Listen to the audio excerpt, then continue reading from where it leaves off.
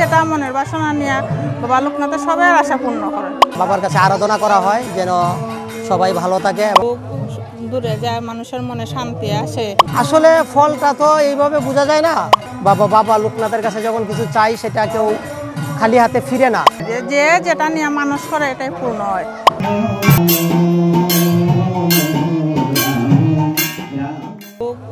দূরে যায় মানুষের মনে শান্তি আসে, তারপর মানে সবার শান্তির লাগে, সবার মঙ্গলের লাগে, সবার সন্তান সবার লাগে মঙ্গল কামনার লাগে সারাদিন উপবাস থাকে এই ব্রত পালন করা হয়। জয় বাবা লোকনাথ। আমরা লোকনাথের উপবাস, এটা এই পূজার নাম হলো রাখের উপবাস। এটা আমরা মঙ্গলের লাগে করি, সবার মঙ্গলের জন্য এই পূজা আমরা করি।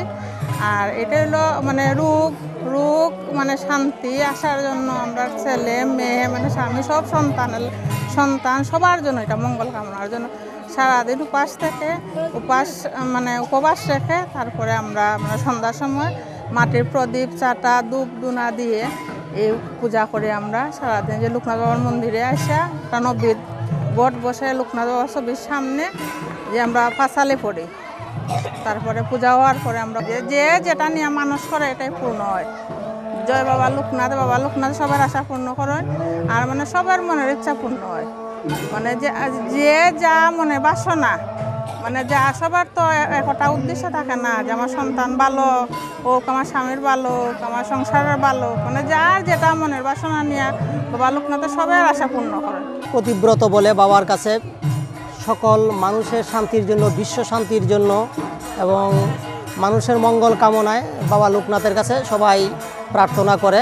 হিন্দু ধর্মাবলম্বীরা আমরা এটা বিশ্ব শান্তির উদ্দেশ্যে এবং মানুষের শান্তির উদ্দেশ্যে বাবা লোকনাথের কাছে এই প্রার্থনা করা হয়ে থাকে।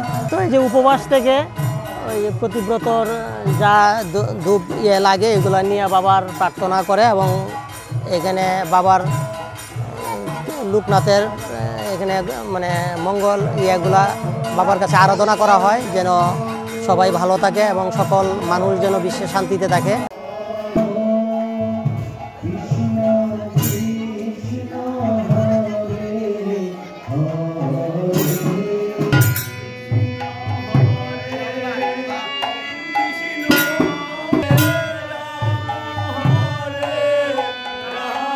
আসলে ফলটা তো এইভাবে বোঝা যায় না।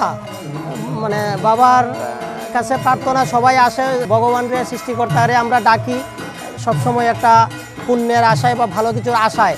তো এটা উনি ভালো জানেন যে কি দিচ্ছেন আমাদের, কিন্তু আমরা ওইটাই তো সবসময় করি যে সৃষ্টিকর্তার কাছে আমরা যখন কিছু চাই বাবা লোকনাথের কাছে যখন কিছু চাই সেটা কেউ খালি হাতে ফিরে না।